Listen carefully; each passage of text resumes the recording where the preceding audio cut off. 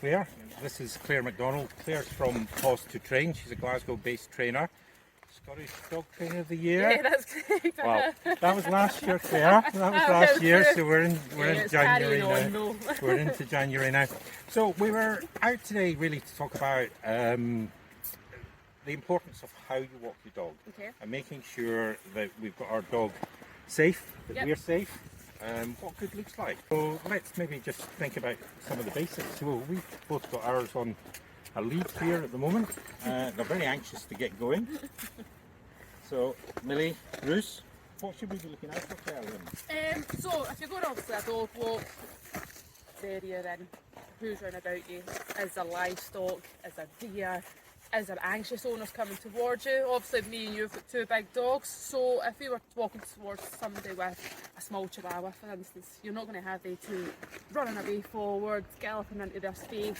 You're going to think, oh hold on a second, is this woman going to be anxious? Is that dog going to react? Is it going to affect my dog? And this is where you need to be a responsible dog owner. And again, breed as well. I've got two Rottweilers. That is intimidating for some people because they don't know that my dogs are under control. They just see these big dogs. And it's the same with your Bruce. He's a big boy. So we need to think of that. And then obviously, like I said, round about you, deer, livestock, well your dog chases deer. Well, mine will, so we need to be careful of and conscious of livestock. And certainly, I like to keep him on a lead when he's in an area that he doesn't know or where I don't know, because it's obviously my responsibility to look after him. 100%. And watching what he's up to, I can always see it in his body language when he puts his cheeky face on and his ears go up and his tail goes up and he's aroused and ready. And then I think, actually, Bruce, it's time that you came back to me and started focusing a little bit on our walk. And that's another thing you there kind of mentioned about tuning into you, look at you, pay attention to you. A lot of people don't do that with their dogs. They'll go, right, we're going to walk, that's it, on lead, let's go. And they go on march, and then their dog's maybe off lead, and then that's when they start to go, is there a deer, they're looking at scents and stuff, because they're finding their own fun, because we're just like a taxi driver, we're there, we're walking about on our phones, we've switched off to our dogs, so why should they then switch on to us?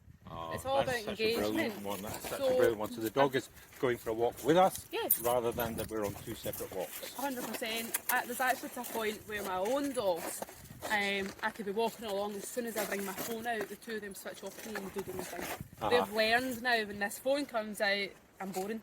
So I'm not interested in them. And then they just go, well, I'm not going to be interested in you.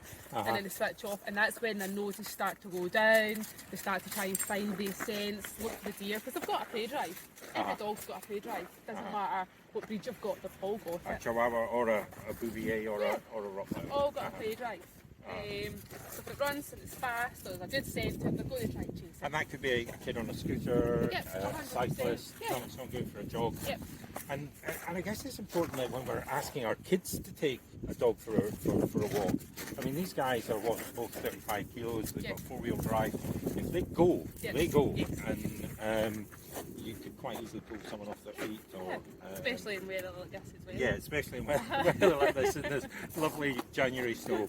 So, yeah, well, that's really, really good advice. I think the bit about engagement is the most important one, isn't it? That you're going for a walk with your dog. This is your time to bond with your dog and to get your dog focused around you so that you both enjoy it. And that's what I say to everybody with dogs. Make your dog look at you like you're the best thing in the whole entire world. You don't want our dogs to look at some random and go, oh, I want to see you and I want to be all over you and I love you. I want that from my dog. I don't want my dog doing it to somebody else. So if my dog starts doing that to other people and they switch off to me, then I know I'm doing something wrong. And I need to change it. You're boring. I'm boring, 100%. There's no point in sugarcoating it. I'm boring and I'm not giving my dog what it needs.